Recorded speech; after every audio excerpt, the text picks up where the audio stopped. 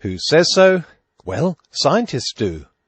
I have that on good authority because here's the Daily Mail telling us we face a mini ice age within 10 years because of a drop in sunspot activity, and in the very second line the Daily Mail tells us this claim comes from scientists. So since we now know this comes from scientists, we don't really need to read the article. Oh, all right, if you insist. I'll read through it so I can get the names of these scientists for all you skeptics out there.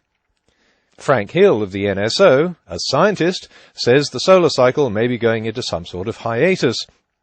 Okay, nothing about a mini ice age there. But Dr. Richard Altrock, also a scientist, says the sun may be going into some sort of state from which it may take a long time to recover. Okay, still no mini ice age. Experts, not named, say the sun has been unusually quiet for about 4 years. Well, that's well known, but still nothing about a mini ice age. And David Hathaway, a scientist from NASA, predicts that this cycle will turn out to be the weakest in a century. No mini ice age. Scientist Matt Penn of the NSO says solar magnetic fields which cause sunspots have been decreasing since 1998. Okay, that's in all the scientific literature, but what happened to this mini ice age?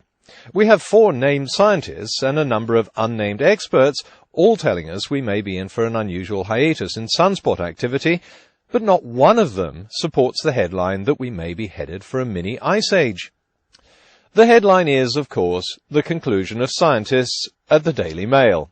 Limbo and the Mail weren't the only ones to pull this hypothesis out of thin air. "It's official," wrote James Delingpole in the Daily Telegraph. "A new ice age is on its way." It's official? Well, which official body announced it? No one who was quoted in the article. Delingpole, the man who's right about everything, apparently, simply copied and pasted what he read on internet blogs and then embellished it. Fox News even called this made-up mini ice age the science story of the century. And away from the mainstream media, the internet blogs were on fire. Something called the Global Warming Policy Foundation, sounds important, not only said the Earth may be headed for a mini ice age within the next 10 years, but that announcement had come from scientists at the US National Solar Observatory. What?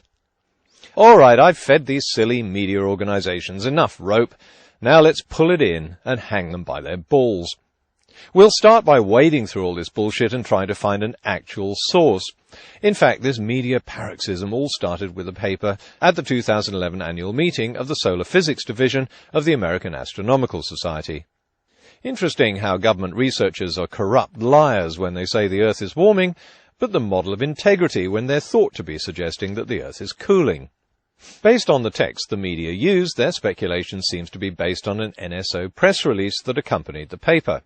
Nowhere does it say we're headed for a mini ice age. The closest any of the media organizations got to admitting that the entire mini ice age story was based on their own speculation was when Frank Hill, lead author of the paper, said he wouldn't discuss the effects of a quiet sun on temperature or global warming.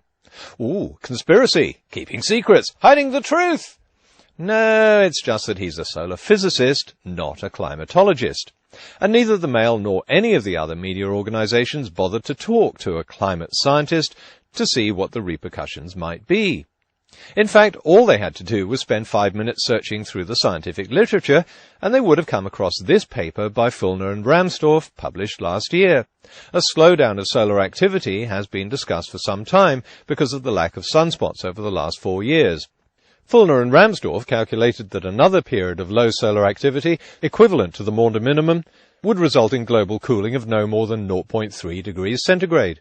But that has to be set against the expected rise in temperatures due to a doubling of CO2 from pre-industrial levels, expected to be between 2.5 and 4 degrees centigrade. Why didn't any of the media organizations bother to check the scientific literature? Okay, stupid question. And there's something else that gives away the fact that raging hormones are driving this story rather than brain cells. These journalists and bloggers seem so convinced that global warming is a scam, they never even considered that carbon dioxide could overcome this predicted cooling. Instead, they seem to think that solar cycles drive everything, and spewed the most ludicrous nonsense about how this exposed the whole carbon dioxide global warming agenda. Their fingers have been on the trigger for so long, waiting for evidence to shoot holes in climate science, that the merest hint of a slowdown in solar activity is enough to make them fire off both barrels. "Scientists try to have it both ways on global warming," was the headline in the blog New American. But leaving aside that this prediction of a mini ice age comes entirely from the media, there's only one way scientists have it on long-term climate change, and that's been repeated ad nauseam in their research papers and on my channel. That long-term temperature changes are driven by solar irradiance and carbon dioxide levels. Whether solar activity increases or decreases in the future, it still follows this formula.